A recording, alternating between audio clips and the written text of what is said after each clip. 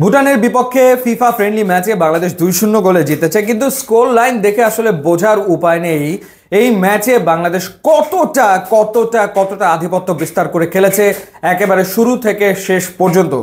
গোল আসলে হতে পারতো হাফ ডজন, অন্তত গোটা 6 গোল তো হতেই পারতো। বাংলাদেশ 2-0 গোলে জিতেছে, কিন্তু সবচেয়ে বড় ব্যাপার হচ্ছে যে গতি এবং আক্রমণাত্মক ফুটবল বাংলাদেশ উপহার দিয়েছে সেটা আসলে আমরা বহুদিন ধরে দেখিনি, এইরকম পেস আমরা দেখিনি। এবং এই যে গতিময় ফুটবল, সেটা ডেফিনেটলি অন্যতম কারণ হামজা চৌধুরী শুরু থেকে মাঠে ছিলেন, সেটা তো বটেই। ফাহমিদুলের ইনক্লুশন, ফাহমিদুল বাদিক থেকে যেভাবে করে বারবার বল নিয়ে ঢুকেছেন, তাতে করেই আসলে এক্সট্রা একটা পেস পুরো বাংলাদেশ দল জেনারেট করতে সক্ষম হয়। গোল ডেফিনেটলি ফার্স্ট হাফে বাংলাদেশ একাধিক পেতে পারতো। হামজা চৌধুরী তো হেড করে গোল করলো, এবং সেক্ষেত্রে জামাল ভুঁইয়ার কর্নার। আমরা অনেকগুলো এখানে ইন্টারেস্টিং বোঝাপড়া দেখেছি। একটা হচ্ছে জামাল ভুঁইয়া এবং হামজা চৌধুরীর একটা বোঝাপড়া ম্যাচের শুরু থেকে আমরা দেখছিলাম, তারা দুইজন নিজেদের ভেতরে কিভাবে বল আদান প্রদান করছেন, সেটা একটা দারুণ ব্যাপার। আর একটা যেরকম ডুও চোখে পড়ার মতো ছিল সেটা হচ্ছে ফাহমিদুল এবং রাকিব। ফাহমিদুল যেভাবে করে রাকিবকে আসলে বল বানিয়ে দিচ্ছিল বা বাড়িয়ে দিচ্ছিল, তাতে করে বাংলাদেশ বারবার আসলে অ্যাটাক করছিল, সেই ঘটনাটা হয়েছিল। আবার আমরা দেখেছি যে হামজা চৌধুরীর সাথে সোহেল রানা মাঝ মাঠের পাশাপাশি তারা কিভাবে করে বল এক্সচেঞ্জ করছেন, একে অপরকে পাস দিয়ে আসলে মিডফিল্ডের দখলটা পুরোটা সময় জুড়ে নিজেদের কাছে রাখছেন। গোলের কথা বলছিলাম যে গোল তো হতে পারতো, জামাল ভুঁইয়া নিজে আরও অন্তত একটা গোল তো করতেই পারতেন, দুটো সুযোগ ছিল।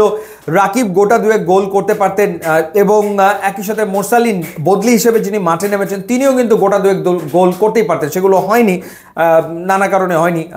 ডেফিনেটলি ব্যর্থতা সেই জায়গাটাতে ছিল, বাট যে দুটো গোল হয়েছে সেই দুটো দারুণ গোল। সোহেল রানা ম্যাজিক দেখিয়েছেন রীতিমতো, যে গোলটা করেছেন অসাধারণ এক কথায়।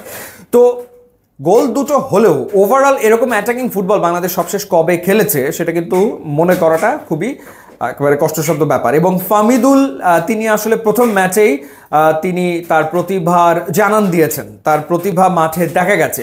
গতি, চমৎকার কাটব্যাক, এরপরে ডিবক্সের ভেতরে ক্রস, এরপর ডিফেন্স চেরা, পাস বাড়ানো ফাহমিদুল সেগুলো কিন্তু করতে সক্ষম হয়েছে। এবং যখন বল হারিয়েছে তিনি কিন্তু হাল ছেড়ে দেননি, গিভ আপ করেননি, এবং ক্ষিপ্র গতিতে আবারও সেই বল উইন করার চেষ্টা আমরা ফাহমিদুলের ভেতরে দেখেছি।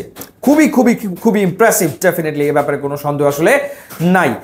কোচ আসলে পরখ করতে চেয়েছেন অনেক ফুটবলারকে, তিনি দেখতে চেয়েছেন সিঙ্গাপুরের বিপক্ষে ম্যাচের আগে, এই কারণে শুরুতে স্টার্টিং লাইন আপে কাজেমকে খেলানো হয়েছে। কাজেমও তিনিও ভালো খেলেছেন, খারাপ খেলেনি মাঝ মাঠে।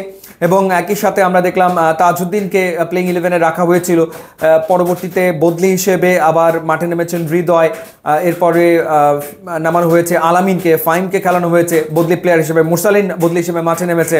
জামাল ভুঁইয়াকে আমরা দেখলাম একটা নতুন রোলে, মানে অ্যাটাকিং মিডফিল্ড পজিশনে আসলে জামাল ভুঁইয়া খেলেছেন। নর্মালি তিনি একটু নিচের দিকে খেলে থাকেন, সেই জায়গাটাতে জামাল ভুঁইয়া তিনি ভালো খেলেছেন। সো ওভারঅল বাংলাদেশের প্রিপারেশনটা হলো দুর্দান্ত সিঙ্গাপুরের বিপক্ষে মাঠে নামার আগে।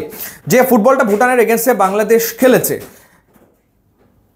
সেই ফুটবলটা যদি বাংলাদেশ সিঙ্গাপুরের এগেনস্টে খেলতে পারে তাহলে আমার মনে হয় যে ডেফিনেটলি সিঙ্গাপুরকে হারানো সম্ভব। এবং ভুটান কিন্তু র্যাঙ্কিংয়ে বাংলাদেশের থেকে এক ধাপ এগিয়ে থাকা দল, কিন্তু খেলা দেখে মনে হয়েছে যে বাংলাদেশ ভুটানের থেকে কমসে কম 30 ধাপ এগিয়ে থাকা একটা দল।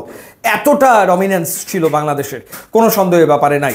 সো দেখা যাক সিঙ্গাপুরের বিপক্ষে বাংলাদেশ কেমন করে। ইউটিউব, ইনস্টাগ্রাম লিঙ্ক দেওয়া আছে, যেগুলি খুবই খুশি হবো। And thanks for watching.